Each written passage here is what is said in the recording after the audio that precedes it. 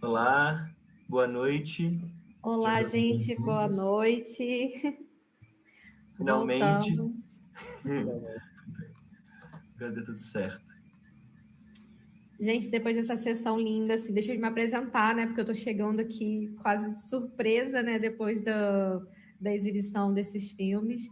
Mas é que a gente teve um problema técnico, eu tive um problema técnico aqui, então não consegui entrar antes para a apresentação, mas vocês foram muito bem recebidos pelo Luiz, eu tenho certeza. É, Luiz, só me ajuda a lembrar aqui, a gente relembrar algumas coisas que a gente precisa para essa A gente, sessão. a gente quer só lembrar, porque a gente, todo mundo que estava pegou início, sobre os próximos eventos da Cardume, do Clube de Benefícios. O Clube de Benefícios é uma assinatura de R$ 15, que possibilita que os assinantes tenham acesso a diversos benefícios, em escolas de cinema, em desconto em curso de cinema, participar de alguns eventos da Cardume, dos editais da Cardume, desconto em cerveja, café, uma porrada de coisa. A gente tem no dia 20 desse mês uma aula com Mila. Mila, ele é dono da Freak, que é ele é espanhol e é uma distribuidora da Espanha de filme independente para toda a Europa. E ele vai dar uma aula para os assinantes do Clube de Benefícios no dia 20 sobre distribuição e os caminhos da distribuição na Europa de filme independente. No mês que vem, a gente vai ter uma aula também para os assinantes do Clube de Benefícios, de benefício, com a Bruna, a criadora da Evoé, sobre captação de recursos para curta-metragem aqui no Brasil. E no dia 25 a gente tem a última sessão com debate ao vivo de 2021 da Do Cardume. ano, isso. Vão ser dois curtas, vão ser dois videodança, junto com a equipe dos dois com a Luciana.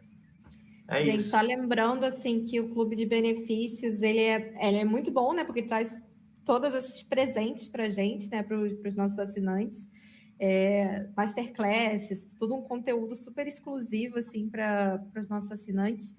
E também ele ajuda a fomentar o cinema brasileiro, né? Porque com o clube de benefícios é o nosso objetivo é fomentar cada vez mais a produção de cinema e lançar cada vez mais editais, assim, para poder encher esse mar de peixe.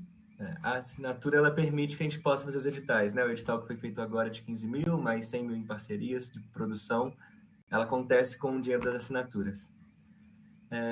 Apresentando os convidados, mais algum recado, Vivian, antes? Desculpa. Não. Os Só convidados da apresentar mesa, os convidados. finalmente. Desculpa de novo, meninos, também pelo atraso, e a todos os convidados. O Charles Bicalho é o produtor e co-diretor dos filmes. Ele é membro e fundador e coordenador da Pajé Filmes, uma produtora audiovisual indígena daqui de Belo Horizonte, e tem pós-doutorado na UFMG. Ele é produtor e co-diretor. Bem-vindo, Charles. Boa noite. Pessoal. O Charles Abacatu, ele é animador, escultor e músico, formado em cinema de animação e escultura na UFMG também. Ele é animador e diretor de animação e de arte. E eles são das equipes dos dois filmes, e o nosso convidado da Cardume é o Isaías. Bem-vindo, Isaías. O Isaías, ele é estudante de animação na UFMG, também na Belas Artes. E, bem, a gente agora compõe essa mesa de discurso sobre os atravessamentos do filme e os caminhos que vão dar daqui. Vocês podem abrir o áudio se quiser. Acho que o Jackson, se tiver com problema da igreja perto, tudo bem. Gente, se vocês quiserem complementar alguma coisa que a gente falou por enquanto. Em alguns momentos eu vou fechar aqui se tiver muito alto aqui, mas a gente vai conversando aqui. Tamo junto. Só fechar isso aqui. Bem, para iniciar, assim, acho que para o Charles e o Jackson trabalharam juntos em muitos, né, com muitas mãos na construção dos filmes. Como que vocês chegaram nessas histórias? Né? Qual o primeiro contato com esses povos? E como essa escolha dessas histórias para esses filmes? Bom, eu vou começar, né? Que essa pergunta tem a ver com o início de tudo mesmo. Meu contato com os Machacali aconteceu na década de 90, ainda quando eu era aluno de graduação no curso de letras da UFMG. Eu fui convidado para ser monitor de uma disciplina, para um curso de formação de professores indígenas, E então aí eu fui para participar desse curso e tinha lá representantes de 8 povos indígenas de Minas Gerais. Atualmente, acho que está em torno de 10 ou 12 povos indígenas aqui em Minas, reconhecidos. Naquela época era um pouco menos. E tinha lá os Pataxó, Krenak, Xacriabá, os Machacali.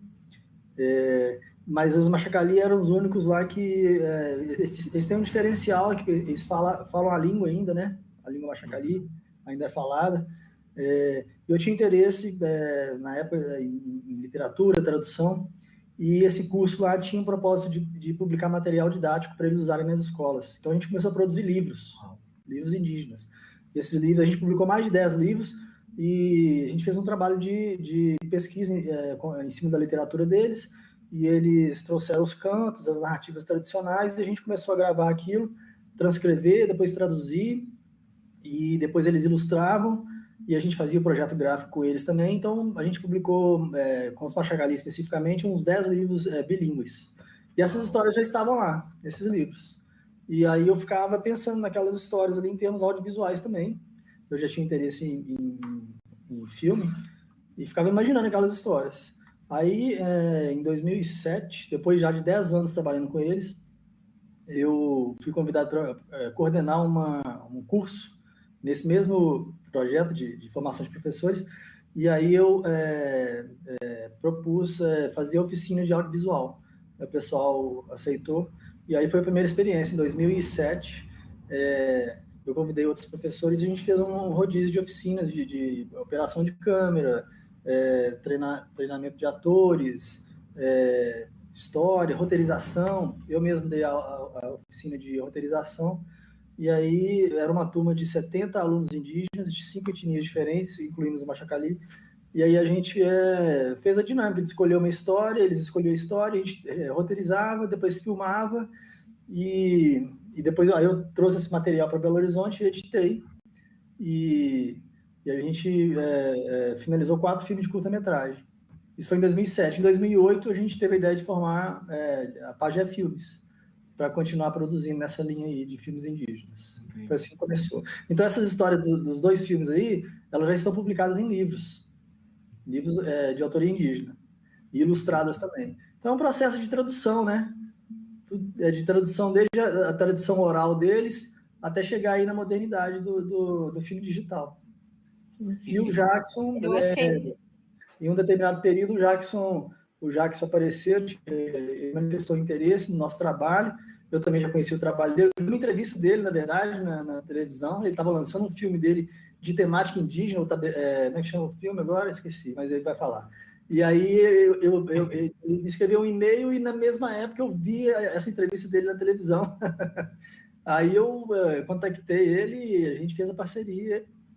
E aí as coisas aconteceram. Aí que veio a produção de filme de animação. Aí eu vou deixar ele falar. Sim, só antes do Jackson entrar já falando sobre animação, assim, essas histórias, elas são muito fortes, né? E elas são muito... eu acho que é quase que assim... Não é isso, mas quase que 50% do filme são as histórias e outros 50% são as animações, né? Porque é tudo tão... encantador, né, de ver aquilo. E essas histórias, elas são histórias já contadas pelo povo, são contos que são passados ali pelas gerações. Exato. São histórias tradicionais, né? Mitologia, né? O que a gente chama, na antropologia a gente chama de mitologia, mas na literatura a gente chama de literatura mesmo, porque a literatura vem da mitologia, né? Quando a gente estuda a tradição ocidental, tá lá nos mitos lá dos gregos, né? Os dionisíacos lá, né? Os aedos, aí o canto vira poesia e prosa vira conto, e, né? Depois romance, essa coisa. Mas a origem é essa, tá tudo na mitologia e no ritual, né? Então são histórias tradicionais que eles contam lá de geração em geração, né? Oralmente, o avô conta para o neto, o pai conta para o filho, essa coisa vai sendo transmitida oralmente. E eles também ensinam essas histórias nos rituais. Aí, então, no ritual, eles têm várias maneiras de contar essas histórias. Dança, né? Canta, eles cantam essas histórias também, tem vários cantos, eu traduzi vários deles, e esses cantos aparecem nos filmes, a gente usa nos filmes Quando na trilha sonora lá vocês ouvem um canto, aquele canto está descrevendo a situação que está acontecendo naquele momento, naquela cena. É uma maneira que eles têm de contar a história no ritual. Então, o ritual é meio que uma encenação, uma ópera, né? Pode dizer uma ópera, tem coreografia, tem comida, tem um monte de coisa, canto, visual também, né? Eles se fantasiam também para contar a história. Então, a gente está se baseando lá na origem, né, dessa expressão deles, que é o ritual, e fazendo essa tradução. Eles já fazem isso, né? Eles traduzem a história em várias modalidades de linguagem, e a gente foi lá e traduziu para mais uma modalidade, que é do filme, né? Primeiro a literatura, a gente fez o livro, e depois a gente traduziu para o cinema. É isso. Muito bom. Jackson? E aí chegou na mão do Jackson para traduzir essas histórias. É muito bacana trazer esse processo, né, para animação, né? Porque normalmente eles têm uma arte muito forte, né, muito expressiva nas pinturas, nos desenhos, pinturas corporais, né? Praticamente todos os povos indígenas, né? E os machacaleiros, cada um tem uma particularidade, né? Você vê estilos muito definidos, né? Estéticas, símbolos. Então, cada povo vai ter ali o seu acervo, né? Imagético. E isso é muito bacana, assim, de a gente trabalhar isso, né? E trazer isso para animação, né? Para dentro do vídeo, dentro do cinema. Então, o desafio nosso foi esse também, né? De como fazer isso, né? Como tentar manter essa estética deles, né? Essa riqueza gráfica que eles já têm, né? E passar isso pro cinema em movimento, assim, né? E aí a gente foi, né? A gente sempre tentou manter, né? Muitas coisas originais que eles mesmos fizeram, né? Então a gente fez lá a visita na aldeia para trabalhar com eles. Isso nos 2 filmes, né? Foi um processo semelhante, né, Charles? A gente fez a visita na aldeia e durante uns 3, 4 dias a gente trabalhava produção deles lá, de desenho, de pintura, no papel, com recorte, canetinha, lápis de cor. Então, assim, a gente usava, né? A gente tentou experimentar com eles vários materiais, que eles já tinham costume, e até outros que eles não tinham tanto costume também, mas usaram. Então, a gente tentou trazer isso, né? Trazer esse material original que eles fizeram ali no papel e tal, e, de certa forma, né? Trazer um pouco da nossa linguagem também, né? Então, acaba sendo um trabalho híbrido, né? Porque não é a arte pura deles e nem também a gente simplesmente pegando algo, né, deles assim de forma distorcida e tal. Então tem todo esse diálogo, né? Eu acho que é um produto híbrido, né? E aí eu acho isso bacana, né? E cada filme, né, a gente tentou trazer um pouco diferente a técnica, né, nesse processo também, né, Charles? O Charles eu acho que tem a ver com isso aí. Acaba que preserva a identidade, né? A identidade da expressão deles mesmos. A gente está só ajudando assim, eles a entrarem nesse novo universo, nessa nova linguagem do digital. Eles têm interesse, eles gostam de assistir filme também, desenho animado também. Hoje em dia, então, eles têm a tecnologia na aldeia, todo mundo tem celular, tem computador. Então, assim, é bom eles poderem também produzir seus próprios filmes, né? Você falou uma palavra que era muito boa. Desculpa, eu te cortei, Jackson? Pode falar. Que é traduzir, né? Eu acho que o Charles falou isso, o Jackson reforça, assim, que é um traduzir, né? Traduzir para a linguagem cinematográfica, assim. Traduzir isso para o livro, né? Isso está em língua. É realmente uma imagem muito boa de ser uma tradução daquilo. A gente assiste e entende isso, né? Assim, que é uma composição, que é construída por vocês, né? Assim, por eles e por vocês dois. De que a coisa não é imposta, ela é composta, né? Não é uma imposição, é compor junto, assim. Isso chega muito claro para a gente, né? Antes de conversar com vocês. A gente assiste e já saca, assim. Tem uma coisa aqui, sobre uma questão sobre a escolha de ser animação, que é muito assertiva, né? A gente pensa como fazer isso ser cinematográfico, se não pela animação, né? E aí chamo o Isaías para trazer também mais questões sobre animação, assim, porque é uma escolha. Assistindo, quando a obra é boa, a gente assiste e fala, essa era a melhor escolha. A gente não consegue pensar em outra. Mas vocês chegaram a passar, assim, isso foi em algum momento uma dúvida? Pensando em fazer cinema, se seria animação ou não? Bom, é o seguinte, quando as primeiras experiências com eles foram de documentário. A gente entregava câmera e fita, naquela época era fita mini DV, eu fornecia esse material para eles, principalmente para o Israel, né? E ele filmava na aldeia os rituais. E me entregava esse material, eu editava, então era documentário, filme documentário, live action, né? Documentário.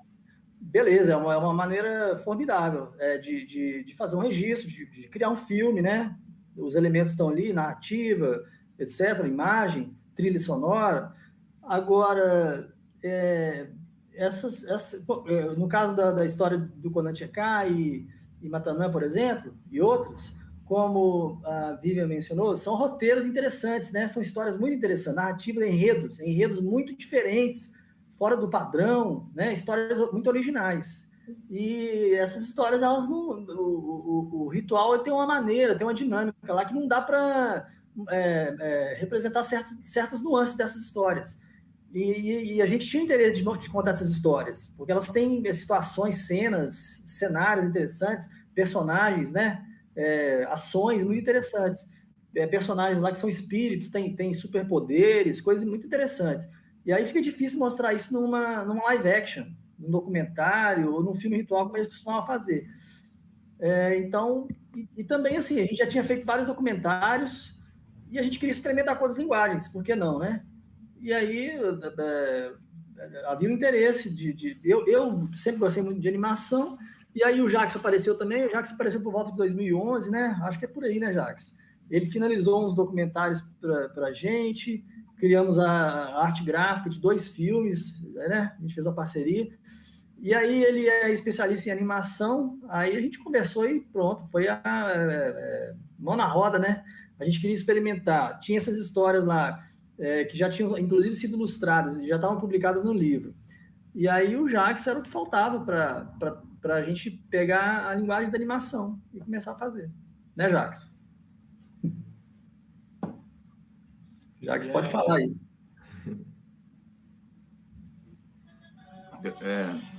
Deu uma falha na conexão no finalzinho aqui, mas eu acho que eu peguei. Mas complementando ali, é interessante isso, né? Porque eles já tinham, né? Já tinha essa produção, né? De ilustrações, igual o Charles falou, né? Já tinha vários livros publicados, né? Com algumas das lendas, dos rituais. Então, isso trouxe também mais essa vontade de passar isso para animação, né? Porque realmente tem histórias ali que são contadas né, oralmente ou através do ritual, e aí não tinha uma outra maneira de tentar trazer esses elementos que são muito fora da realidade, assim mesmo, né, física. Então, eu acho que a animação era uma escolha para tentar trazer um pouco dessa visualidade, né? E aí, no finalzinho, eu acho que cortou ali, você tinha feito uma outra pergunta, Charles, que eu ia comentar. Não, eu falei que você podia comentar mesmo, porque você como especialista em animação, né, e a gente estava com esses enredos aí, que tem situações assim que fica difícil filmar em live action, né? A linguagem da animação, assim, você no desenho, né, a gente pode colocar tudo no desenho, né, no papel, e depois transferir para a tela. No live action, precisaria assim, de uma superprodução, né? Muito mais cara, muito mais complicado. Então, a animação, eu acho que é uma linguagem que veio a calhar, né? Para esse projeto que a gente tinha. Sim, e aí, por exemplo, a gente ficou ali, né? Como trabalhar, que técnica trabalhar, né? Porque, normalmente, a animação ela é muito demorada, né? Assim, um curta de 10, 15 minutos, igual foram a média desses aí, normalmente é 1 ano e meio de produção, 2 anos, dependendo ali de como é o processo, né? Então, a gente não podia trabalhar todo esse processo junto com eles, né? Seria legal, claro, mas não era viável, né? Então, a gente pensou, né, como trabalhar essa parte da animação, né? Então, a gente acabou fazendo um pouco diferente o Conan Tchekhar e o Matanan, né? No caso do Conan Tchekhar, apesar do processo ser similar, igual eu falei, né? A gente foi na aldeia, eles fizeram os desenhos, produção de personagens e cenários. E aí, no caso do Conan Tchekhar, eu trouxe esses personagens e cenários que eles desenharam e digitalizei, né? E dei uma retrabalhada no computador, né? De forma digital, e trabalhei a animação direto no computador. Então, aí a gente foi acrescentando ali algumas texturas e tal, e tentando trazer as texturas deles também, dos grafismos deles e tal. Aí, basicamente, foi esse processo, né, de pegar esses desenhos, digitalizar, dar uma retrabalhada e animar no computador. No caso do Matanan, já foi um pouco diferente. A partir dos desenhos no papel que eles fizeram, eu fiz a animação também no papel. E aí eu tentei pegar um pouco desse estilo, né, da linha deles, assim, e trazer isso também para o papel. Então, foi um processo um pouco diferente. Mas acabamos também, né, trazendo os grafismos, alguma coisa ali de textura no final. E aí algumas diferenciações, né? Por exemplo, no Matanan tem a cena no mundo dos espíritos. Então, ali a gente já trabalhou uma outra técnica também, que aí já foi mais pro digital, uma linha diferente e tal, para a gente dar essa diferenciada, que para eles é muito importante também, né? Quando eles falam desses momentos, trazem isso nos rituais também e tal. Então, assim, eu acho que o processo foi interessante, né? E foi também, assim, foi um desafio e formas de experimentar mesmo, né? Como fazer esse trabalho em conjunto, né?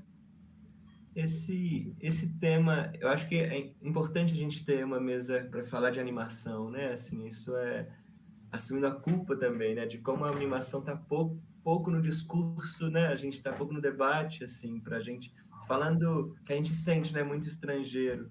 E aí, conversando com a Isaías, estudante de animação, e aí, Isaías, te convido a chegar chegando, e assumir uma culpa nossa também, né? Como a gente fala, porque a animação ela tem que ser, ela é uma estratégia, ela não é uma estratégia, ela é a forma que ela é, né?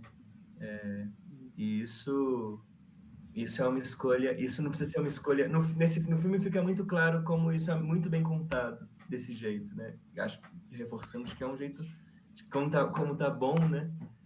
Mas você quer falar sobre Isaías, se você quiser fazer uma pergunta? Não, na verdade, os meninos complementaram, falaram muito bem, porque uma das maiores riquezas da animação é a linguagem cinematográfica metafórica, né? A gente pode expressar uma metáfora de uma maneira, como ele disse, uma produção muito mais simples, né? A gente pode brincar com as palavras e aí a gente pode usar os símbolos de forma com que a gente consiga trabalhar essa metáfora de uma forma mais leve, né? A gente percebe isso muito no primeiro filme, que é o anterior, como que a fusão ela trabalha de uma maneira muito mais leve, né? O que está acontecendo ali, a escolha de cores, né? A forma como é feita. Então, é muito interessante. Eu ia fazer uma pergunta, só que o Jackson acabou já respondendo um pouco, porque eu achei muito interessante a evolução das duas obras, porque a primeira obra não se percebe uma animação, né? Mais igual essa animação que teve, igual ele trabalhou mais quadros, né? Ao invés de trabalhar mais posicionamento e tudo, que o primeiro foi mais a imagem cortada, né? E aí, tipo, né, é uma animação muito interessante também. E a segunda já teve vários ciclos, né? De animação repetidos, assim, o que deu uma estética muito bonita para o filme, né? Com a textura logo abaixo. E aí, igual ele falou que ele também usou uma parte digital, que eu achei muito interessante por causa das cores, né? E aí também ajudava muito nessa narrativa de estar no meio do ritual, sabe? Então, eu achei muito inteligente e uma forma de simplificar o processo, mesmo que a gente que estuda animação sabe que quando se fala em simplificar, a animação não quer dizer que vai ser fácil, não quer dizer que vai ser rápido, né? Porque animação é concentração e é uma coisa muito demorada de se fazer, muito complicada de se fazer e tem muitos elementos ali trabalhando, né? Eu acho, eu achei muito maravilhoso essa evolução de um para o outro, assim, sabe? De como que a história foi mais fluida no segundo filme, né? Por causa de como já tinham essas ferramentas que ajudam mais na narrativa, assim, de uma forma mais cíclica, assim. Eu só queria perguntar ao Jackson, assim, de produção, assim, foi mais fácil, o que eu digo mais fácil, sim, né? A questão de trabalhar no primeiro método, que é esse de recorte e tudo, ou no segundo que trabalhar assim, quais são as principais diferenças assim, no processo no caso da animação mesmo, assim, de tempo e tudo, no caso para a produção ficar pronta?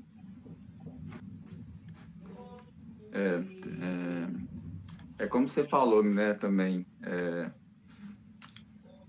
No primeiro filme, no Conan Chekar, apesar dessa animação ser mais limitada, né, com o uso dos recortes ali, a animação em si ficou limitada, mas teve todo o processo. Então também foi um trabalho de muitos meses, tanto os dois filmes, né? Não sei nem dizer assim, né, se um foi mais fácil que o outro, porque apesar dos processos serem diferentes, também, né, tivemos assim o mesmo tempo praticamente de trabalho, assim, durante meses e tal. Porque o que foi mais limitado de animação no Conan Chekar teve mais trabalho, por exemplo, de trabalhos de ilustração, né, de tratamento de imagem de cada personagem, de cada cenário. Então tem essas diferenças, né? Enquanto no Matanã teve mais desenhos, né, mais frames ali, porque foi a animação mais fluida no papel, então teve mais produção de desenhos em si. Então esse processo foi mais demorado e tal, e também tem todo o processo depois da finalização de cenários, composição, né, em si e tal. Mas o que mais me agrada na animação é isso também, são essas possibilidades diferentes, né? Desde que eu estudava lá na FMG também, o Isaías deve estar ali descobrindo também, assim, né, o mundo que é assim, infinito, né, de possibilidades, de técnicas e criatividade, assim, que é isso que mais me inspira, porque se for para ficar fazendo só uma animação que a gente vê, vamos supor, né, a que chega, né, a animação mais comercial que chega no cinema, que normalmente é ali computação gráfica, 3D e tal, muita gente acha que é só aquilo que existe, né, de animação. Quando a gente começa a conhecer outros trabalhos de artistas e de curtas e de longas pelo mundo, assim, você vê que as possibilidades são infinitas, né? Você tem stop motion, com objetos, com carvão, com grafite, com pintura. Aí no 2D, você tem o 2D tradicional, você pode trabalhar com diversos materiais juntos também, você pode mesclar tudo, técnicas mistas. Então, eu acho que essas possibilidades são interessantes. Aí a gente foi pensando nisso também, nesses processos, né, com os Machacali. O que seria mais interessante de trabalhar. Então, tudo foi sendo também uma descoberta, né? E tem até uma ideia de um próximo filme, né, Charles? Que aí a gente pode também tentar trabalhar de outra forma, porque eu acho que é legal de trazer essas experiências diferentes também. Só um parênteses que até o Jackson mencionou, a gente quer fechar uma trilogia, né? Tem o Conan Chekar, o Matanã, e tem uma outra história que a gente já roteirizou, já fizemos, né, Jackson, storyboard, o projeto já está prontinho, a história se chama As Crianças Cegas, é outra história tradicional do Machacali, e a gente quer fazer animação também, fechar uma trilogia aí de animação indígena Machacali. E é interessante também desse processo que o Jackson está falando aí, dessas possibilidades da animação, né, e que os filmes são uma mescla assim, de técnicas, e a gente usa técnicas de desenho, manual mesmo, né, autoral dos Machacali, e também o Jackson, por exemplo, no caso do Matanã, na hora que eles chegam na Terra dos Espíritos, lá tem uma cena de morphing que o Jackson usou, né? O morphing, né, Jackson? E veio bem a calhar porque os desenhos, os animais que estão lá são espíritos, eles se transformam, né? E a gente vê isso na imagem que o Jackson, da técnica que o Jackson usou lá. Isso tem muito a ver com a própria linguagem do ritual Machacali, porque na concepção deles, os animais também, eles se metamorfoseiam, né? Um animal se transforma em outro, vai se transformando. O ritual é uma sequência de transformações, assim, dos elementos, né? O ritual do morcego, por exemplo, a borboleta vira capivara, depois vira cobra, vira sapo. Então, aí uma tecnologia avançada como a do morphing, né? Que vai ao encontro de uma coisa ancestral lá, mais arraigada no ritual, né? Que é essa transformação da imagem, que é a metamorfose do espírito mesmo, na dinâmica lá do ritual. Então, assim, as possibilidades realmente, quando a gente junta lá, as possibilidades da tecnologia e o que tem de mais ancestral, né, primal, a gente pode dizer, que é a história tradicional, oral, a gente tem possibilidades, assim, infinitas praticamente. Você já sabia falar, você aprendeu, porque você que traduziu também para o português, né? Você aprendeu isso quando fez os livros. Os livros. Aprendi um pouco da língua, não falo, não tenho influência na língua, mas eu aprendi um pouco e organizei um dicionário, porque na época que eu comecei a trabalhar com eles, né, não tinha internet como é hoje em dia, né? Hoje em dia você acha dicionário, Machacali na internet, mas na época não existia. Eu tive que organizar um vocabulário e aí fui aprendendo um pouco da língua e traduzir muita coisa, aprendi a estrutura da língua, o vocabulário, etc. Mas o que eu, assim, nunca morei na aldeia, né? Eu sempre fui para lá para fazer trabalhos, ficava semanas, depois voltava. Então, o que eu aprendi para esse trabalho, assim, prático, né, de tradução, foi o que possibilitou, né? A gente tem uma pergunta de alguém do público que está assistindo. Eu queria falar um pouquinho ainda dessa. A gente já vai partir para as perguntas? Ah, tá. Não sei porque você falou que queria, porque vi que você recebeu ela. Não, eu achei tenho uma pergunta também. Ah, não, beleza. Ainda falando sobre essa questão técnica, né, que vocês estão trazendo, assim, o que eu achei muito interessante, principalmente no Kanocheká, é que a gente tem, pelo menos para mim, assim, saindo do campo da animação, indo para o campo da arte, da estética, é quase um processo de colagem, né, de sobreposição de imagens, né? É um negócio que você vê que, por mais que seja um desenho feito à mão, ele não é chapado na tela, né? Ele tem uma profundidade ali. E isso eu achei, Jackson, parabéns, porque eu achei isso brilhante de ser feito, sabe? É uma coisa que traz uma atração maior para o desenho. E como é que foi esse processo? Isso foi uma coisa que partiu deles ou partiu mais de você?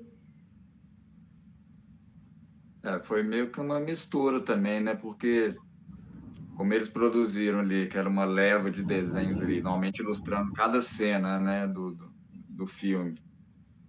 A partir daqueles desenhos, eu fazia a minha composição ali, né? Então, é claro, às vezes a gente fazia uma composição ali um pouco diferente, trazia, às vezes, essas camadas, né, de profundidade e tal.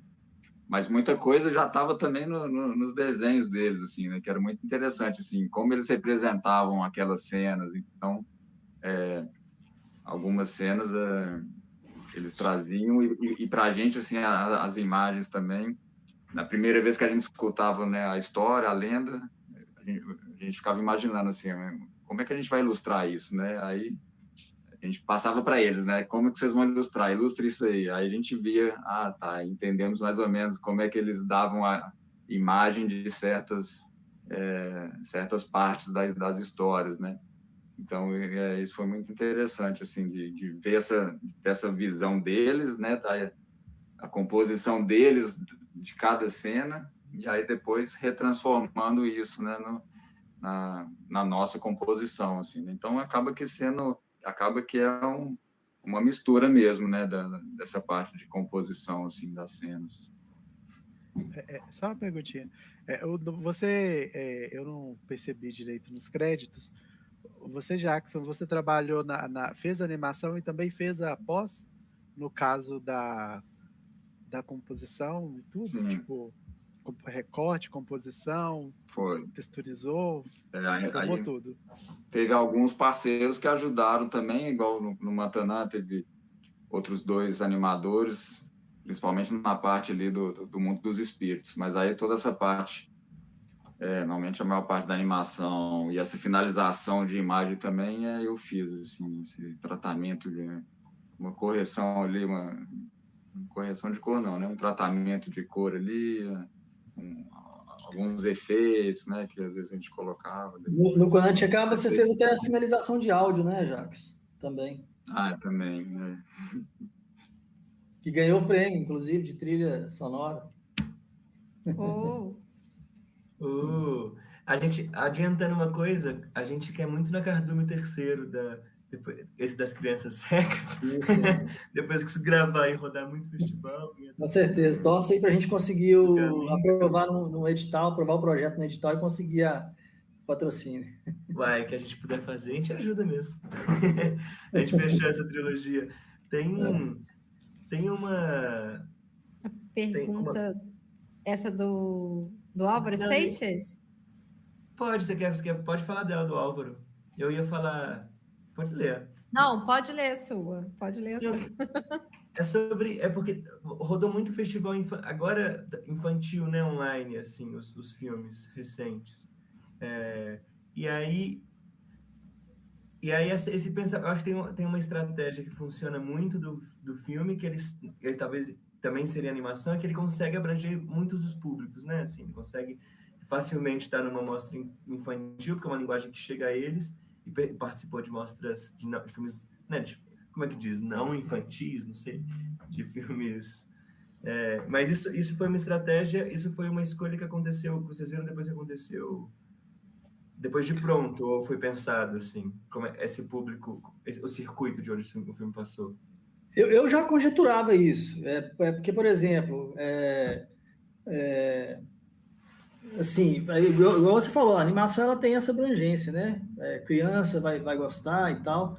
No caso do Mataná, que foi a segunda, por exemplo, ele está circulando muito em festival de filme filme fantástico, filme de horror, porque ele tem essa pegada de espírito, de morte, de espírito, né? E a gente explorou um pouco disso, né? Na feitura do filme, depois na arte gráfica também, no cartaz, a gente colocou uma imagem assim meio sinistra, a tipografia que a gente usa também, a gente faz um jogo com isso. E, de fato, o filme está circulando bastante e ganhou até prêmio, aí, um prêmio muito bacana num festival em São Paulo, de filme fantástico, filme de terror mesmo. Então, aí fica a gente vê essa abrangência, né? Porque o gênero dessas histórias aí abarca tudo, né? A Mataná é uma história de amor, mas também é uma história assustadora, né? É uma história religiosa. Isso é da natureza da tradição indígena mesmo, porque as coisas estão todas misturadas, né? Eles não separam, né? As coisas em categorias, né? Vai tudo junto, né? Então, acho que muito curioso, né? É muito curioso isso mesmo, porque muitos elementos dessas histórias, né, que para a gente é muito estranho, né, bizarro, e tem gente que fica meio assustada mesmo, né? A gente já teve inserções assim, pessoal que sai no meio, que sai, nossa, meu Deus, que cena é essa? No Conan Checkup teve isso. Via comentários também de mas é difícil passar isso para criança, tem cenas ali que parecem meio pesadas e tal, né? Acaba que os 2 filmes têm cenas fortes, né, e pesadas, mas acaba também tendo essa abrangência de público. Mas é curioso que, igual o Charles falou, né, para eles é super natural, né? Aquilo ali faz parte da história, faz parte dos rituais, claro, não tem nada demais ali, né? Para eles é super natural. E quando a gente passa isso ali no filme, tem gente que fica meio assustada assim com algumas cenas. Né?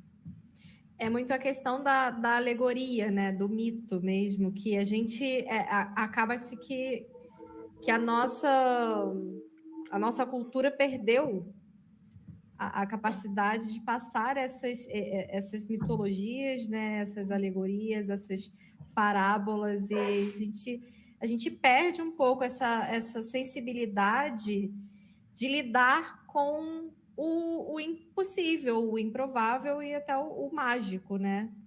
Então, realmente acaba ficando chocante quando eu mesma, assim, eu fiquei no Conan Tchekhov, fiquei, mas ele está se relacionando com um animal, como assim?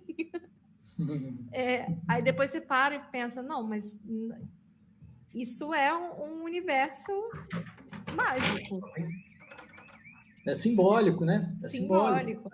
Mas também curioso, porque há pouco tempo eu li uma notícia sobre uma pesquisa que eles estavam fazendo sobre o DNA humano, né? E tem uma parcela do nosso DNA que não é humano, né? Uau. Curioso isso. Então, aí você vai saber, né? Sabe? Tem coisas assim que... E aí é isso, lá tá tudo misturado. A gente, quando... A violência, por exemplo, né? No Conan Tchekhov tem a morte dos animais lá, por exemplo.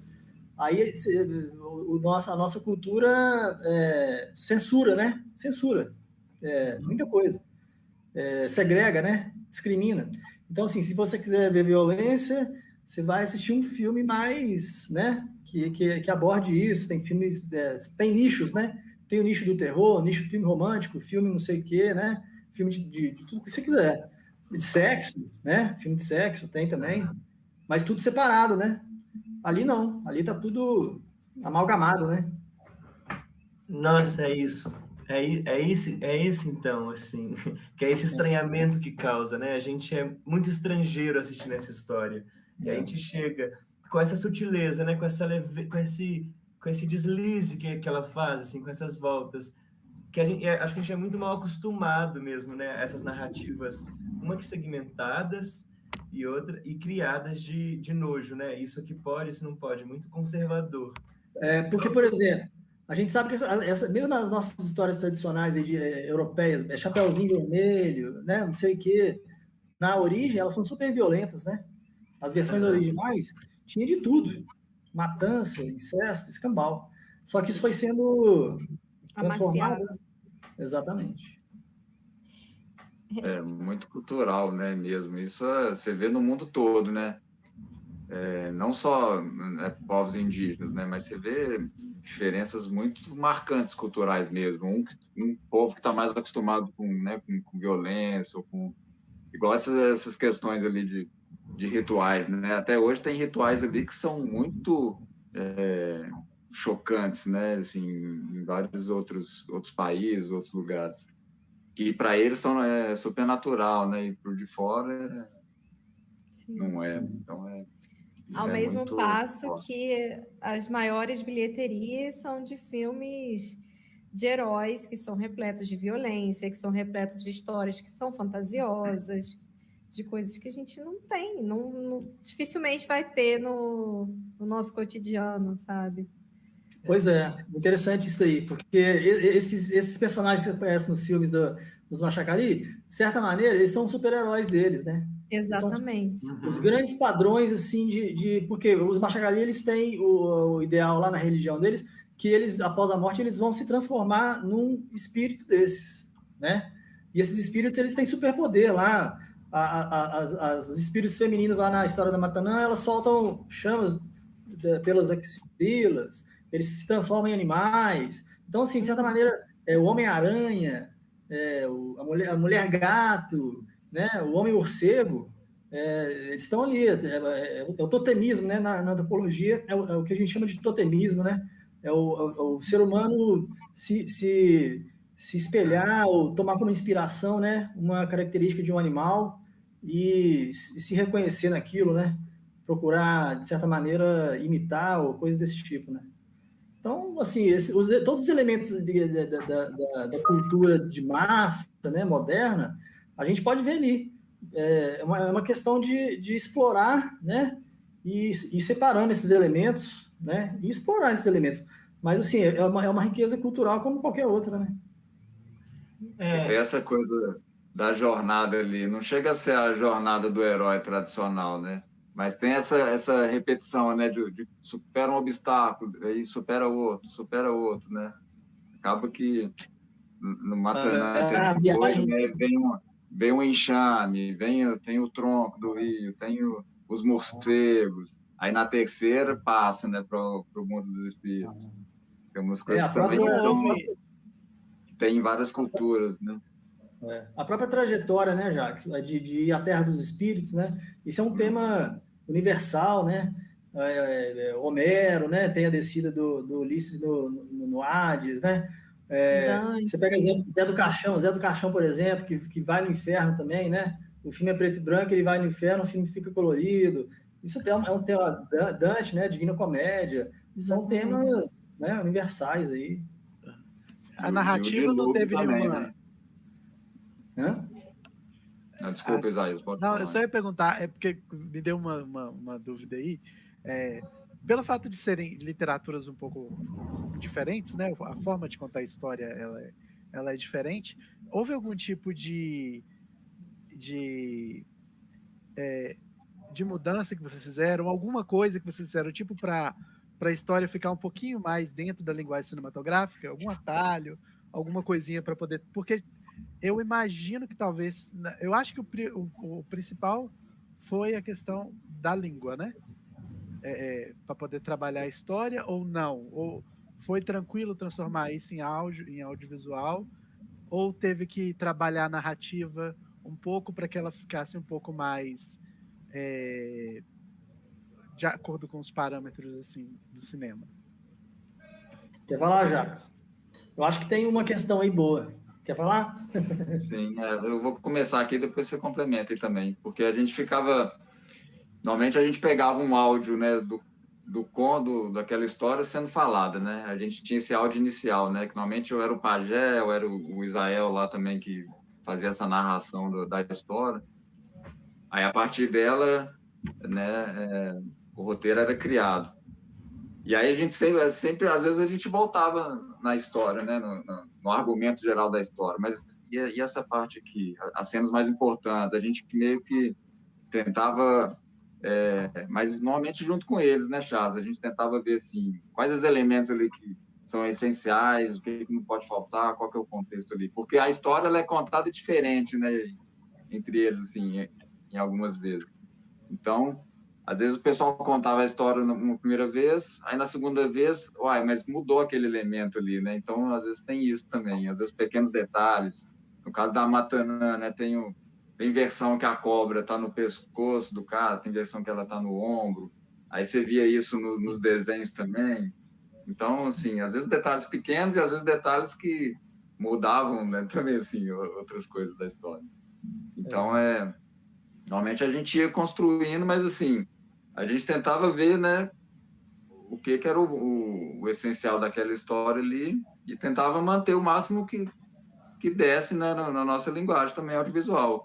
Porque eu acho que nada ia ser assim, tão limitante de falar, não, isso aqui a gente vai ter que tirar, né? A gente não queria fazer isso, né, de cortar uma coisa da história não, isso aqui a gente não pode mostrar. A gente tentou, né, o máximo possível tentar manter o que era ali da história mesmo. Quer completar, Charles? Tem um detalhe interessante. No caso do Conan Checcar, na hora que, como a Vivian mencionou, né, que o cara está tendo uma relação com o animal, nesses momentos ali, a gente parou para pensar um pouco. Você lembra disso, Jacques?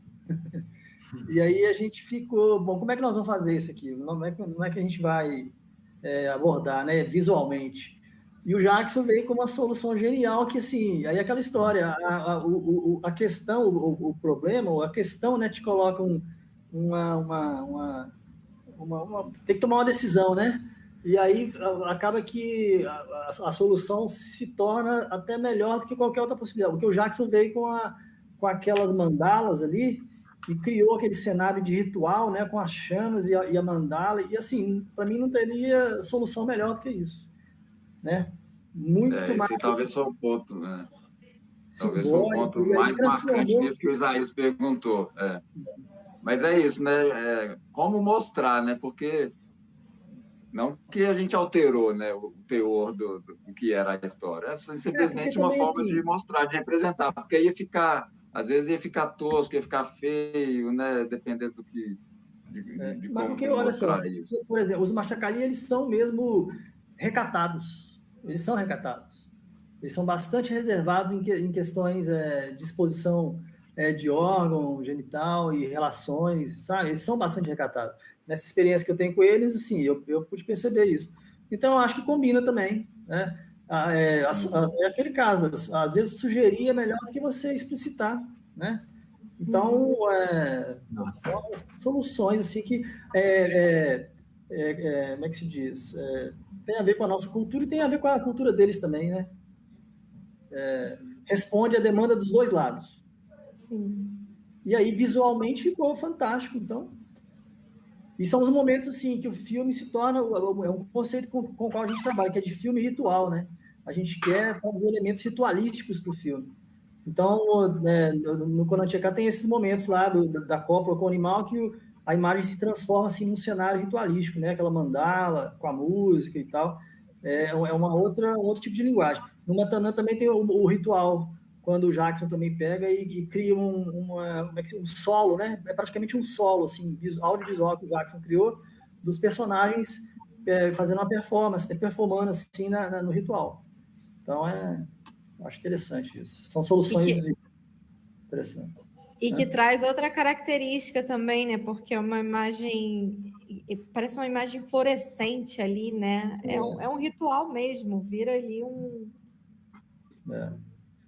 É o nosso conceito mesmo de filme ritual. A gente gosta de trabalhar com essa ideia. De esquecer um pouco assim, a narratividade, o realismo, né? E entrar numa vibe assim, de videoarte, de pura sensação. Né? Pura sensação. Acho que o filme ganha muito nisso, né? Acho que talvez essa resposta dos festivais seja a confirmação de que isso funciona. Como categoria isso, assim, né? Você vai para onde? Vai para, sabe? Ele transita em todos esses lugares, né? A gente assiste, é um exercício antropológico, claro, né? Porque você fica lidando com várias coisas que são questões o tempo todo. Aí, mas ao mesmo tempo você é seduzido, né? Assim, é um movimento circular, assim, da dança, né? Que você entra, hipnótico, assim.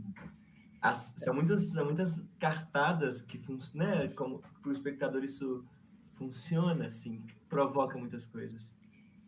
E daí que vai que muito problema, né? Entre aspas, para animação, porque você, para passar sua obra, às vezes o pessoal pensa que a animação vai trabalhar diretamente com o público infantil, né? Uhum.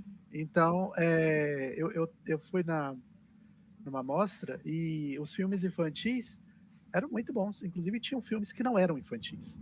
Eram filmes né, bonitos, mas tinham uma profundidade que poderiam ter sido exibidos na mostra maior. Só que as pessoas não querem, não sei como que às vezes a curadoria, sabe, separa mesmo a animação. Então, tipo, o pessoal perde muito conteúdo interessante porque achar que a sua animação não vai tratar assuntos mais importantes, né? Uhum. E isso é um problema que a gente vê, né? Às vezes com a questão do audiovisual, assim, ao se tratar com as animações, né? Você vê filmes belíssimos assim, que às vezes pouca gente conhece por causa disso, né? Fica muita gente com um pouco com essa visão de que não, animação, vai ter uma animação, provavelmente é animação para criança. Às vezes, querendo ou não, isso ainda é muito forte, né? Assim, culturalmente, assim. E o legal é que, igual eu falei, né? O mais interessante são as diversas possibilidades. Então, seja público infantil, adulto, público que abrange todo mundo. Acho que a animação tá aí para todos os campos. Né? O que eu acho mais interessante desses filmes, particularmente, serem animações, gaguejei aqui, desculpa, é que é quase como se você estivesse realmente ultrapassando um portal. Quando você entra naquele universo, é algo que, como o Luiz falou várias vezes, é algo que é estrangeiro para a gente. Nós somos estrangeiros, né?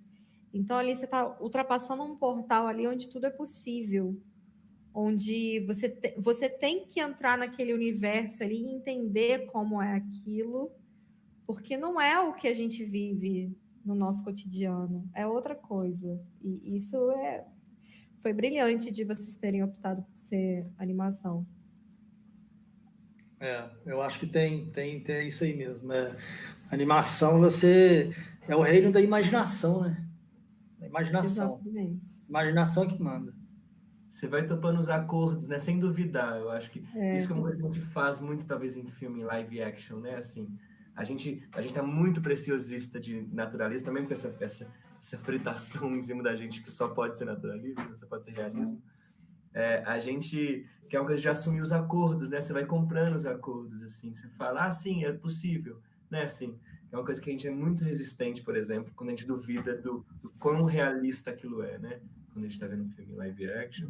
Eu acho que é um ganho muito, né? Eu acho que é uma força, assim, não é uma estratégia a palavra, né? Mas eu acho que mas é uma força mesmo que a animação tem de fazer a gente não duvida mais, assim. Você entra comprando e aí pode tudo, aí você ganha o espectador nessa, né? Assim, nessa livre possibilidade, assim, sem ele ficar duvidando tanto.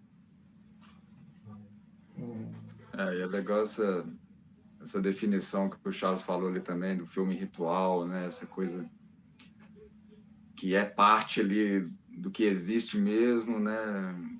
É tudo híbrido, né? Entre documentário, a ficção, a animação trazendo essas simbologias. E eu gosto muito dessa coisa de trazer a língua, né? Também, porque isso também já traz o estranhamento, né? Traz o estranhamento da história e da língua, né? E eu, particularmente, eu gosto muito de línguas, e foi até quando eu conheci o Charles lá naquele filme que ele comentou que eu fiz, que foi o Tembiara. Era um filme narrado em tupi antigo, que eu pesquiso um pouco a língua tupi antigo, tupinambá, que é praticamente uma língua morta, né? Mas é uma língua que deu origem a várias... O tupi, na verdade, era um tronco linguístico, né? Aí tem as famílias linguísticas, aí tem... É o latim, né? O latim das línguas indígenas. Porque praticamente as línguas indígenas vêm de 4 troncos linguísticos: o macro-G, tupi, aí tem Caribe, Aruac, línguas isoladas. Assim. Então, o Machacali vem do macro-G, né, Charles? Macro-G. E eu comecei a estudar ali línguas da família Tupi-Guarani, que veio desse tronco tupi antigo e tal. Que aí, praticamente, uma língua que era muito falada ali no século XVII, mas que praticamente terminou, né? Então, você não tem falantes de tupi antigo ou tupinambá, mas você tem línguas similares, né? Tipo Nhangatu, que ainda é falado lá na Amazônia e tal. Então, isso sempre me interessou, línguas indígenas, línguas em geral, assim. Aí, quando eu também trabalhei em outro filme com Itamar Krenak, foi um filme Krenak também, inspirado numa lenda, que foi bacana, um processo, uma oficina que a gente fez na UFMG, isso já tem vários anos, foi antes de eu conhecer o Charles até. E aí também tinha uma fala na língua, então eu acho que trazer essas, tanto a língua quanto esses rituais, né, essa parte cultural, acho que é uma das coisas mais importantes, assim, né? Porque você isso vê... é interessante. Vou falar, vou Você terminar. vê isso se perdendo, não é só porque a gente vê isso se perdendo, né, em vários povos, assim. Então, quando alguns ainda têm esse poder de manter e trazer. Tem até um projeto interessante. Pode falar aí, Charles. Porque isso porque aí o filme de animação ele também é um filme documentário, né? Você está registrando, a função que o documentário tem de documentar, a animação também tem esse papel, né? Você está registrando a língua está ficando registrada, e a expressão da cultura também tá sendo registrada ali. Aí coloca em xeque o conceito, né, de gênero, documentário, animação. A animação também é documentário, filme de ficção também é uma expressão da cultura, né, um registro da cultura. Total. Isso ainda está trazendo essas artes, né, ali também, está trazendo todo esse registro gráfico também deles. Então. Tem até um projeto interessante lá daquele 64 Vozes do México. Você lembra, Charles? Lindo. A gente comentou uma vez que É um projeto de vários povos indígenas do México, que são pequenas animações de 2 minutos cada um. E cada episódio é de um povo diferente, narrado numa língua diferente, falando sobre uma história também, uma lenda. Então é muito bacana, porque a ideia são 64 animações, com 64 línguas e 64 histórias, rituais. Filmes lindos, né, Jacques? Isso no Brasil seria um projeto ótimo também para se fazer aqui, né? Porque até hoje, ainda, pelo menos mais de umas 200 línguas ainda são faladas. Né? 274. É muita coisa. Que a gente não, né? Tipo, pouca gente fica sabendo disso, né? Então acho que isso é importante trazer isso também. Sim. Pessoal, vou aproveitar esse gancho aqui que a gente recebeu mais cedo uma pergunta do Álvaro. Vou ler a pergunta dele, que tem alguma relação com o que vocês estão falando aí do idioma, da linguagem, enfim. Ele fala, Álvaro Seixas, ele fala, parabéns pelos filmes, muito bons, algumas perguntas. Vocês têm outros filmes com temáticas indígenas? Isso vocês falaram que já tem os documentários, né? E estão prevendo mais um, aguardamos ansiosos. Então, onde? Acho que talvez ele vai querer saber também onde está, né? A gente tem um canal no YouTube. Só colocar no YouTube, Pajé Filmes. Pajé Filmes. Pajé Filmes, beleza. E aí ele pergunta como foram gravadas as narrações dos vídeos.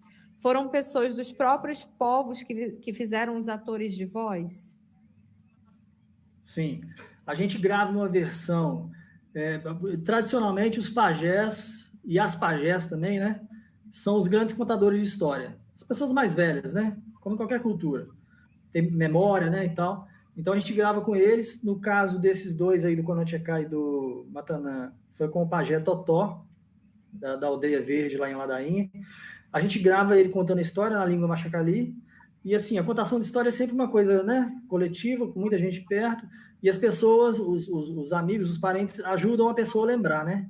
Então, o cara está contando, alguém pode falar, aí aconteceu isso também, né? Aí o pajé completa. É um evento coletivo mesmo. Então, a gente grava isso e na língua indígena, na língua machacali. Depois a gente transcreve, traduz para o português, transcreve com eles, né? Eles aqui dominam a escrita. Aí depois a gente traduz para o português e depois faz a roteirização. E as vozes dos personagens, sim, são deles. Quando a gente vai para a aldeia, como o Jackson falou aí, para fazer a oficina de ilustração, a gente faz também a oficina de gravação de áudio. A gente grava todos os diálogos e grava os cantos também, além de coletar sons ambientes. Né? Uau. Terminou a pergunta dele, Vi? Tem uma pergunta. Ele complementa perguntando se vocês acreditam que, para além dos contos, a arte desses povos também influenciaram na criação da animação. Jacques. A gente já falou um pouco sobre isso aqui, né? Mas pode complementar, gente. Quer falar, Jacques? Desculpa, falhou minha conexão aqui. Você pode repetir? Ele pergunta se para além dos contos, a arte desses povos também influenciaram na criação da animação. Ah, sim, com certeza. Igual eu falei, né? A gente, a partir desses desenhos, dessa produção deles, eu ia tentando compor com aquilo e trazer de alguma forma, né? Então, tudo aquilo era material ali, né? Para a gente produzir, material de inspiração também.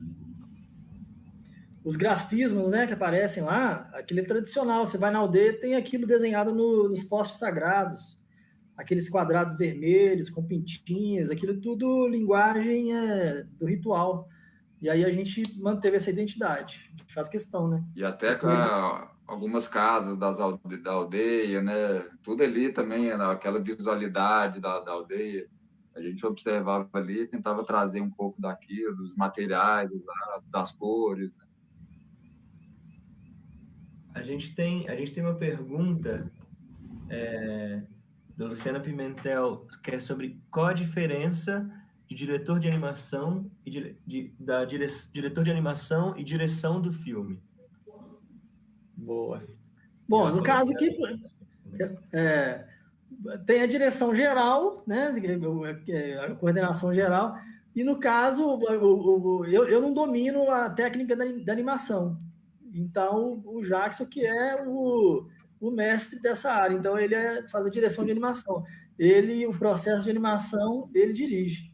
É específico dele. A direção de animação está mais focada ali na técnica, né? Independente de quantos animadores vão estar trabalhando, né?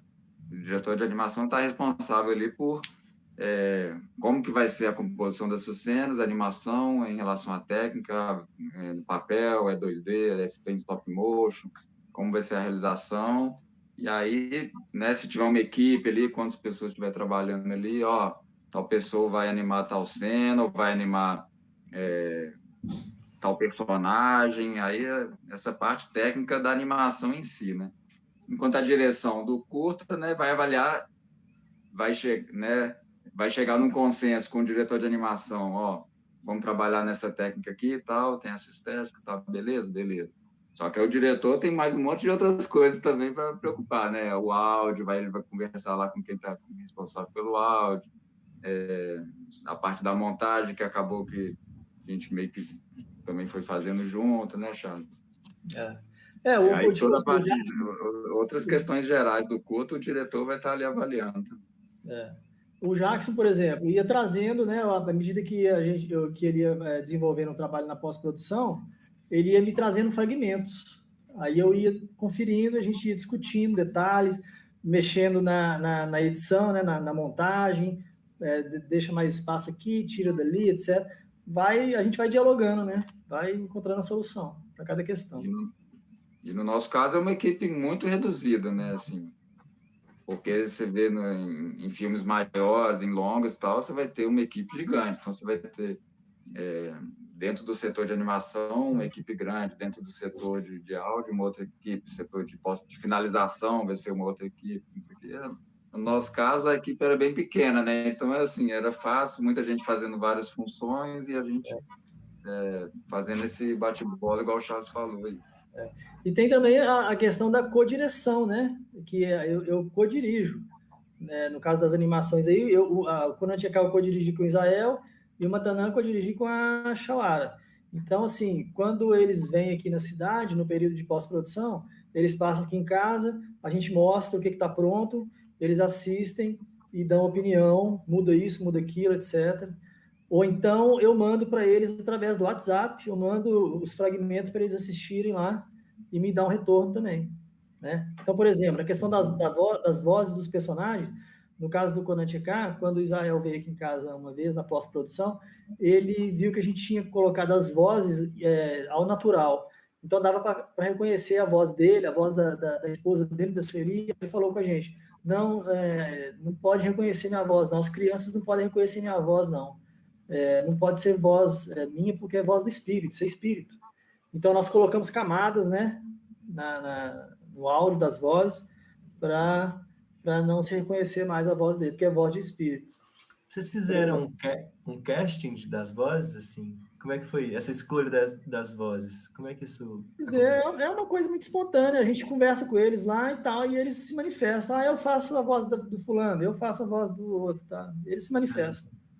Que ótimo. Vivian, você tenta como questão? Eu queria saber do Charles sobre o projeto. Esse projeto que vocês têm com o Povo Conchacali, ele ainda acontece? Acontece. A Pajé Filmes, né, que você fala? A produtora? Sim. Acontece. A Pajé Filmes foi fundada em 2008, como eu falei, e a gente iniciou produzindo documentário, e, bom, tá aí até hoje, como a gente mencionou, tem um projeto já novo, na verdade tem mais de um, tem outros projetos aí também, mas o que está mais prontinho e o que a gente gostaria de fazer primeiro é fechar essa trilogia aí com as crianças cegas, mais uma história dos Machacali. Então está acontecendo, continua acontecendo. Eu continuo pesquisando com eles, continuo escrevendo artigo também, eu sou professor pesquisador, e continuo escrevendo e pesquisando aspectos da cultura deles, e os projetos para filme, naturalmente, Tem sim. vários, Não, né? mas é um projeto, esse projeto que eles começaram a escrever, essas narrativas, depois se transformaram em filmes, ele é um projeto da UFMG, certo? Não é. É um projeto que começou quando eu estava no UFMG. Mas é um Sim. projeto, é a minha carreira acadêmica, né? Eu fiz iniciação científica, mestrado, doutorado, pós-doutorado, tudo em cima disso. Então, é um trabalho que eu venho desenvolvendo. Eu comecei na UFMG, depois eu saí da UFMG, agora eu estou na UENG, na Escola de Sim. Design da UENG. Então, esse projeto, ele me acompanha, né? Sim. E o pessoal da aldeia também, a gente vai junto produzindo essas coisas. Então, muita coisa produzida no ambiente da UFMG. Mas no caso das animações, por exemplo, já não tem nada a ver com a UFMG. São editais públicos, né? O Conoticá foi o Filme Minas, que é uma concorrência pública para qualquer um, e o Matanã foi o Rumos Itaú Cultural. Também não é com bolsa de pesquisa nem nada, é independente, produção independente. Os outros do início da Pajé Filmes, que eram os documentários, eu mesmo patrocinava, porque eu pagava com o valor da minha bolsa de doutorado, e eu colocava isso na conta da pesquisa, né? Era fruto da pesquisa. Então eu patrocinava, comprava câmera, comprava fita, adquiri computador e tudo para fazer esse trabalho. E você continua tendo contato com o povo da aldeia? Continuo. Para esse fomento, né, dessas narrativas, assim, não sei se vocês têm oficinas de audiovisual lá, alguma coisa do tipo, assim. Já fizemos várias, eu dava aula para eles, né? Eu contei que eu comecei dando aula de literatura e pesquisando literatura, traduzindo, e depois eu fiz a primeira oficina de audiovisual em 2007, e a partir de 2007 o foco foi audiovisual. Então eu sempre estou dando aula para eles de formação em audiovisual, e quando tem um projeto específico, a gente vai para a aldeia e faz oficina de ilustração e áudio para o projeto em si, projeto específico que a gente está trabalhando. Charles, se souber de alguma produção do povo que possa trazer para Cardume, você fala com a gente, tá? Claro, com certeza. A gente tem uma pergunta, uma porque a gente tem esse interesse na área da educação, né, e outra porque os filmes... Tem uma pergunta da Maria Lopes, que vai dizer sobre isso, assim, é a última pergunta que a gente tem do público, que é como vocês veem, parabéns pelo filme a todos, como vocês veem o futuro da animação e o impacto dela na educação. Eu vou falar rapidinho, depois o Jacques vai completar aí, porque ele né? Mas eu vejo a animação assim, cada vez mais o campo está aberto para ela, né? Porque hoje em dia a animação tem tudo aí. O audiovisual, né, onipresente, a animação, que é uma linguagem muito ágil, né? Muito agradável. Eu por exemplo, que sou professor na escola de design, eu trabalho com motion graphics na escola de design. Motion graphics é animação, né? O design gráfico animado, o design gráfico em movimento. Isso tem uma aplicação, né? Uma abrangência, seja no cinema, seja na propaganda, seja na educação, né? E agora, então, com aulas à distância, por exemplo, né? Que o audiovisual ganhou mais importância ainda. Então, a animação, com certeza, é uma linguagem assim que, para mim, está tão natural quanto o live action. Para mim também eu vejo assim um futuro super promissor, porque tem todas essas possibilidades aí que a gente está falando, né? E aí cada vez mais também, com o avanço da tecnologia, você vê novos recursos também dentro da animação. Então isso vai ampliando o leque. E isso você pensar que 30, 40 anos atrás era uma coisa dificílima de você produzir qualquer tipo de animação, né? Porque você ia precisar de uma câmera em película para você tirar cada fotograma para fazer alguma coisa. Enquanto hoje em dia você pode usar o celular, você pode usar um scanner, você pode usar uma câmera que é muito mais acessível do que as câmeras antigas, né? Então você já tem essa praticidade, essa facilidade. A animação, aí tem os dois lados também, né? A animação, igual a gente falou, Isaías comentou ali, né? Dá muito trabalho, sempre, independente da técnica, ela vai ser muito trabalhosa, porque você está trabalhando ali com frame a frame e tal. Mas é uma linguagem que uma pessoa só consegue realizar. Por exemplo, um curto de animação, um vídeo pequeno, assim, é possível fazer. Enquanto, às vezes, com uma ficção, um documentário, você precisa ali de um mínimo ali de uma quantidade de pessoas, de uma equipe.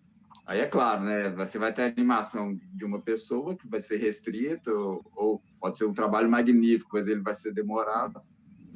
Mas você tem essa possibilidade, né? Então eu vejo a animação assim como uma abrangência enorme, né? E na área de educação, que foi a pergunta aí, eu também vejo assim um super potencial, porque ela já está, né? Em vários suportes. Então você tem isso como em aplicativo, você tem isso em site, dentro de algum vídeo, né? Dentro de uma plataforma que pode ser de educação à distância ou algum site. Você pode ter ali embutido, né? Animações dentro do... Então, ela existe por si só e ela também está presente dentro de outras linguagens, né? Então, eu acho que o potencial é enorme, né? É interessante, porque está cada vez mais difícil a gente, nos filmes atuais, né? Você dizer isso é live action ou isso é animação. Os filmes estão misturando as técnicas, né? O CGI, né? Às vezes capta a imagem de live action, mas depois transforma tudo e o negócio vira uma animação, né, digital. Então, tá muito misturado, tá muito imbricado. E, por outro lado, a gente sabe que o próprio mecanismo do cinema, ele é o mecanismo da animação, né? É uma imagem que segue a outra com uma pequena variação de posição ali dos elementos da imagem. E, assim, os primeiros experimentos cinematográficos, eles foram feitos com desenhos ou com fotografias, né? Os primeiros mecanismos de tentativa de reprodução de uma imagem em movimento eram desenhos, aqueles aparelhinhos, né? O próprio flipbook ali, né? Que você fica passando as páginas com o desenho. Então, a animação está na alma do cinema, está no cerne, né? Da linguagem. Então, tanto para um lado, tanto para frente, para o futuro, quanto para o passado, a animação sempre vai estar, eu acho. Uma mensagem boa, né? Gostando do cinema e tudo. Se a Mari Lopes for alguém da animação, acho que é uma mensagem de esperança para ela, assim. Bem, essa era a última pergunta que a gente tinha. Não sei se Isaías ou Vivian tem mais alguma coisa que vocês queiram falar ou perguntar. Muito obrigado, Charles, Jackson. Não sei se mais alguém tem alguma coisa, né? Oi? Se os meninos têm mais alguma coisa para falar, ou se vocês. Eu acho que tá bom. Eu acho que eu só vou dizer que é um grande prazer e um orgulho trabalhar com o Jackson, que é um talento impressionante, tanto nas imagens quanto no som também. Ele é músico, um pianista fabuloso também, e me dá muito orgulho e alegria trabalhar com ele. E com vocês também, que essa noite foi fantástico também. Dou os parabéns à iniciativa de vocês aí, que essa área de distribuição, né, que a gente precisa muito mesmo, que é o grande gargalo no audiovisual brasileiro, né? Então, sim, o trabalho de vocês é fenomenal também e faço votos aí que vocês tenham um maior sucesso também. Obrigado. A gente agradece muito a presença de vocês. Obrigado, Isaías, também por topar o convite. Obrigado, Charles e Jackson. Mandem os próximos filmes, assim, a gente está muito interessado nos filmes do futuro e nos filmes do passado também. Assim, ao passado e ao futuro que virá. Muito feliz mesmo, assim, acho que... Desculpa todo o transtorno inicial, né? A tecnologia é isso. Deu tudo certo. Certo. Afinal, cá estamos. Bem, sobre distribuição é isso. Tem essa live muito massa com o Milan. A gente está bem empolgado, todo mundo da Cardume, porque ele é um cara que a gente curtiu muito, assim. É uma iniciativa muito massa. Eu acho que a gente tem muito que aprender. E estamos isso, assim, a gente estamos fazendo junto cinema. Bora, assim, que a gente pudesse ajudar. Bora. Com certeza. Valeu. Obrigado. Obrigado. Agradeço e parabenizo também a Cardume aí, que, igual o Charles falou, essa parte da distribuição é fundamental, né? Então é essencial esse trabalho que vocês estão fazendo aí também. Isso Então, aí. a gente precisa só fazer uma foto, na verdade. Um print assim, ó. Só pra gente, no material da Cardume. Vou fazer antes. Isaí, deixa você falar. Vou Não, eu fazer. só vou agradecer e torcer para que no futuro tem algum filme meu, né? Claro. Exibido em com alguma certeza. plataforma. Tamo aberto, tamo on, tamo junto. O Isaías é um braço, assim, né, desde o início do projeto. Muito feliz, assim. Obrigado, gente. Valeu. Obrigada. Valeu. Bem, sucesso com os Obrigado. próximos filmes. Tomara que... Como eu chamo o próximo projeto que vocês querem fazer das Meninos Cegos? Cachop Parro, As Crianças Cegas. As Crianças Cegas. Quando rolar a exibição dele, eu vou ter que pedir um áudio de como pronunciar o nome de novo. É sempre um desafio esses títulos, viu? Eu acho. Para não falar bobagem. Obrigado, gente. Boa